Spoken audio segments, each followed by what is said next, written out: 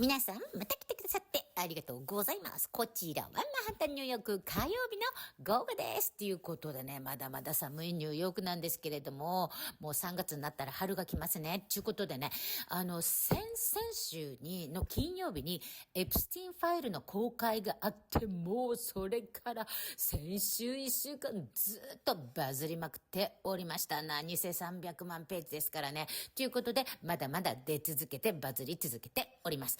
でね、まとめのニュースでいくと、トランプ人気がどんどんこう進んで、共和党離れっていうか、真っ青なニューヨークがバイデン政権の時にどんどん民主党離れを起こして、あらゆる区で赤く変わっていったように、その逆現象が現在起こっております。前回の、予備選でもそうでしたけれども、はい、ドン。テキサスといえばね、真っ赤なんですよ。ところがね、こんな感じで逆転しております。あとはね、日曜日スーパーボウルだったんですね。で、これはもうね、アメリカの国技というか、アメリカにとっての世紀のイベントなんですよ。もうすごい祭事なんですね。ジョーさん見ましたか？ということで私見てないんですけど、そのイベントのハーフタイムで、もうすごい有名な歌手が出て、すごいやるんですね、パフォーマンスを。そこに出たバッドバニーさんが、ずっと最初から最後までヒスパニックで歌をご披露したってことで、結構、なんでこのアメリカの祭事にこれなんやっていう感じで、紅白に韓国人の歌手を招いて韓国語で歌ったみたいな感じなんでしょうかね。私は見てなかったんでちょっとわからないんですけど。ということで、高市さん、同じ日曜日おめでとうございます。よかったです。高市さんが首相でよかったです。これから来ますね、日本。頑張れということで、今日あげる動画は、そのエプスティンの動画を上げたいんですけど、もうあまりにも内容が濃すぎて、もういろんなところにいろんな国と絡んでるので、まずは、おさらいというか、エプスティン、トランプ、諜報機関とアメリカの事件の歴史も含めて、調査系ジャーナリストのウィットニー・ウェブさんを挙げたいと思います。でね、いろんな事件が出てくるんですけど、まずトランプの師匠であるロイ・コーン。この方は、ペドファイル、ゲイでペドファイルで最終的にはエイズで亡くなられたんですけれども、マフィアの弁護士として有名で、マンハッタンの彼の自宅で、若い小さい子をレイプして、最終的には殺しちゃったみたいなことの事件とか結構有名なんですね。で、アメリカだけじゃなくって、ロイ・コーン・リチャード・カースキャンダルでググると出てくると思うんですけど、アイルランドの個人の幼い少年を買いまくっていた。これはね、MI5、MI6 絡みなので、DC、ロンドンの隠蔽がもうすごく固くて何年も続きましたが、今は出ております。お墨付きの大悪党。これがトランプさんの大師匠ということで、それも絡んで今日の、動画上げたいと思います。あとね、もう一つはね、プロミスソフトウェアスキャンダルっていうのがあったんですよ。これ80年代にあった大事件なんですけど、ネットフリックスのドキュメンタリーでは出てるんですね。で、イスラエルが改良したバックドア付きのソフトウェアをアメリカの政府や銀行、研究所に送り込んだっていう、スパイ活動ですね、要は。それをマクスウェルがやっていたっていうことで、モサドの諜報員っていうのはね、100回プレゼントをくれたら100回ともバグが入っているっていう噂ですから、これ情報搾取の活動が盛んな諜報機関モサドの、悪行の一つということで、今回のエプスティンもトランプもみんなこのモサド絡みっていうことが後ろにありますので、それを踏まえながら見てください。長くなってごめんなさい。どうぞ。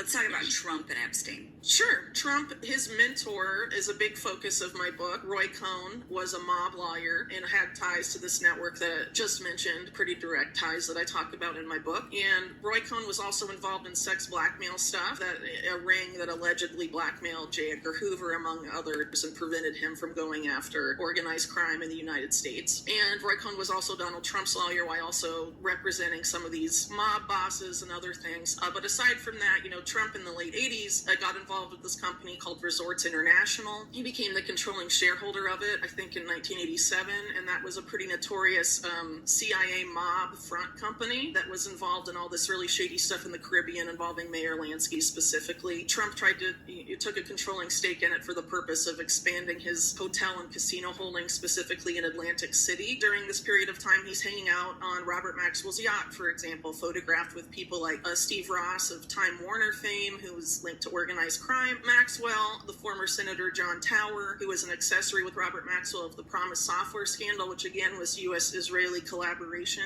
in committing crime, basically. He, allegedly became close to Ghislaine in this period, and also to Epstein, reportedly frequently partying with Epstein and Tom Barrack of Colony Capital, who's in the administration now, I believe, as ambassador to Turkey or something like that. And, they were, international playboys together. Trump in this period had also become close, reportedly, to John Casablancas of Elite Model Management, who is known for his preference of quote-unquote child women, and his modeling agencies have a lot of scandalous accusations about trafficking and other things to figures like Adnan Khashoggi in the 80s, who was one of Epstein's clients in the 80s as well.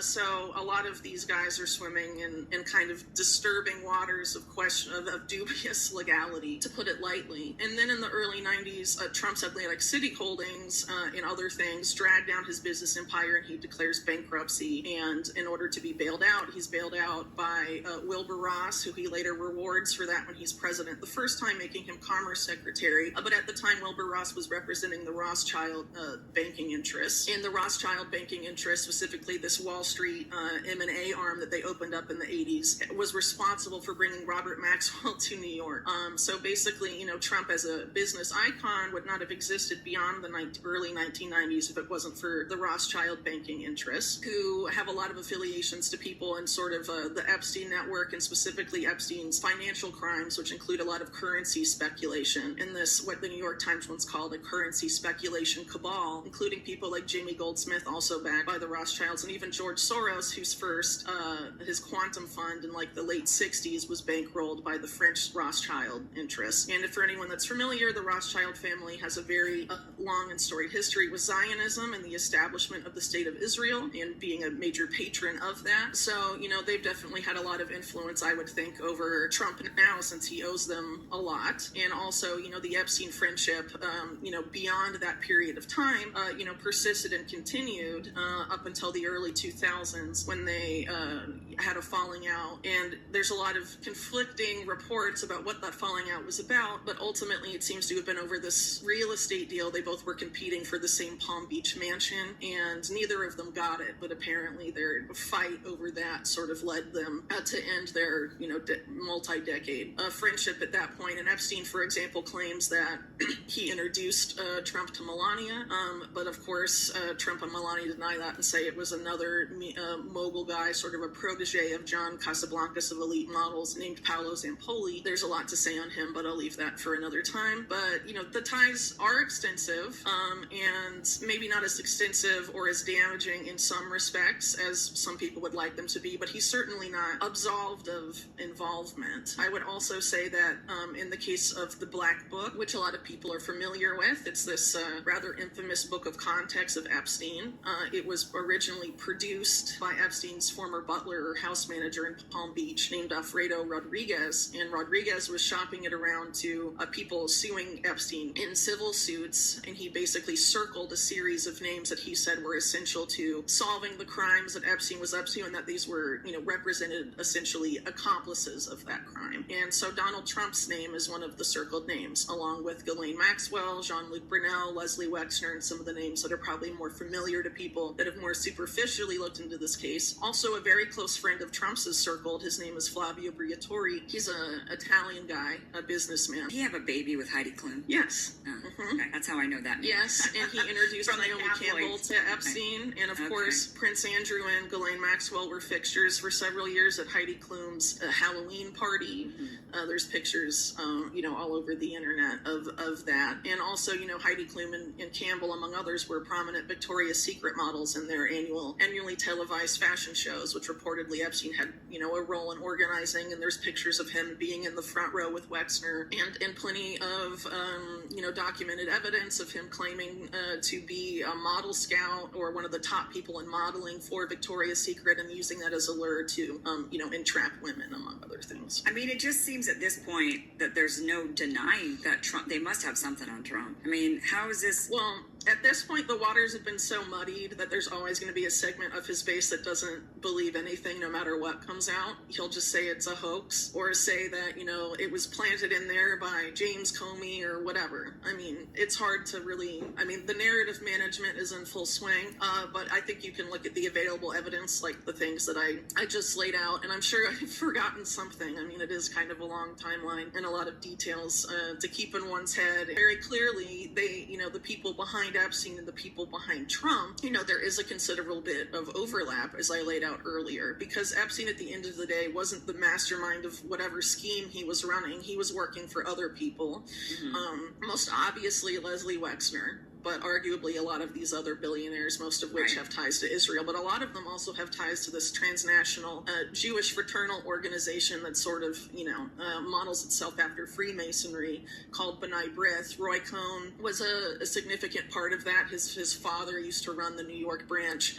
Edgar Bronfman and Wexner and a lot of these prominent figures in the mega group have donated to it or been on its board of overseers, and it's the organization that produced the Anti-Defamation League, or the ADL, that goes around sort of conflating criticisms of billionaires like this with anti-Semitism, and also anti-Zionism with anti-Semitism, among other things. So important to point that out, I guess, because, basically, if I'm talking about and criticizing Leslie Wexner, who was, accused by the Columbus Police Department of having ties to organized crime, and I go and I report that they said that, that's not anti-Semitic. I just want to point out that this guy was a criminal.